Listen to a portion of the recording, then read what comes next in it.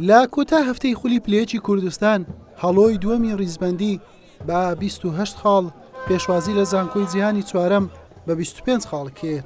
هەردوو تیب هیوای سەرکەوتن بۆ نایبیان هەبوو، بۆیە چاوەڕێی یاریەکی بەهێزی لێ دەکرا.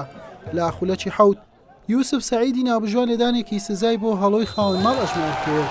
سەنگەر محەممەد جێبەجێ کرد و هەورە ماڕزگاری گۆڵپارێز تۆپەکەی گێڕایەوە.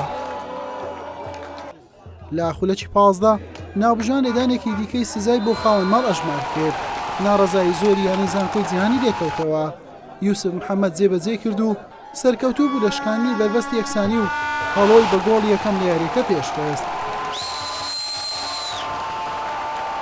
دوایەم گۆڵە یاریەکە هیچ ڕووداوێکی کاریگەری بەخۆیەوە نەبینی.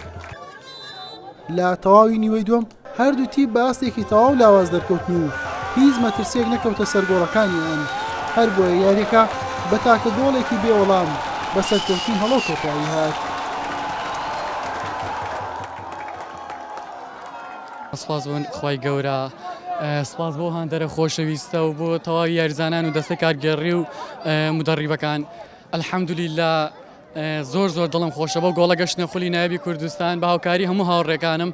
ئینشاءڵڵا ساڵی داهاتوو بە باشترین شێوە خۆماداکەین بۆ خولی نایبی کوردستان. ئەسێک زۆر خۆشە، ئەوە چەندە تقریبا ناو ساحەینە ماندی بوون، هیلاک بوون، کێشەمان هەبوو، مشکیلەمان هەبوو، کەم و کورتی هەبوون، بەس ئەلحەمدولیلا الحەمدلە باش بوو، زۆر باش بوو.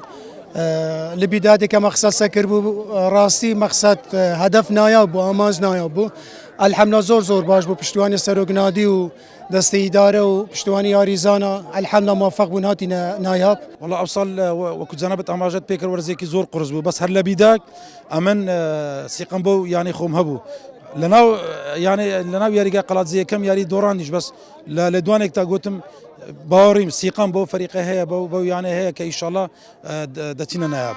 ئیشەڵڵا لە ساڵەکانی دابێتن پیلانی باشمان هەیە، گۆڕینی ئەو یاریگایە بەڕاستی یاریگایەکەمان شویانیە، داوا لە برپرسانی دەڤەرەکەمان دەکەین کە بەجددی هاوڕێک لەو یانەیە بدەنەوە. ئەو بۆ جاری سێم و چارم ئەو لەسەر دەستی ئەو ئیدارەیە کە ئەو یانەیە دەباتە نایاب.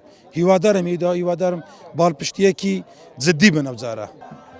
بەمەنجامە هەڵۆ بە کۆکردنەوەی سیوێ خاڵ لە چواردەیاری و بەدەستێنانی پلەی دووەم خۆی گەیاندەوە خولی نایبی کوردستان. زانکۆی جیهانیش بە 25 خاڵ و پلەی چوارەم لە خولەکە مایەوە.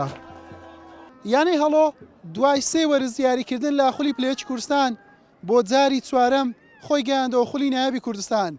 ئەمڕۆ لە نێو یاریگاکەی خۆی لە زانکۆی جیهانی بردەوە و بە پلەی دووەم گەیشتە خولی نایبی کوردستان بە وەرزی داهاتوو. حوسێن محەممەد، کەناڵی پێام بلێ.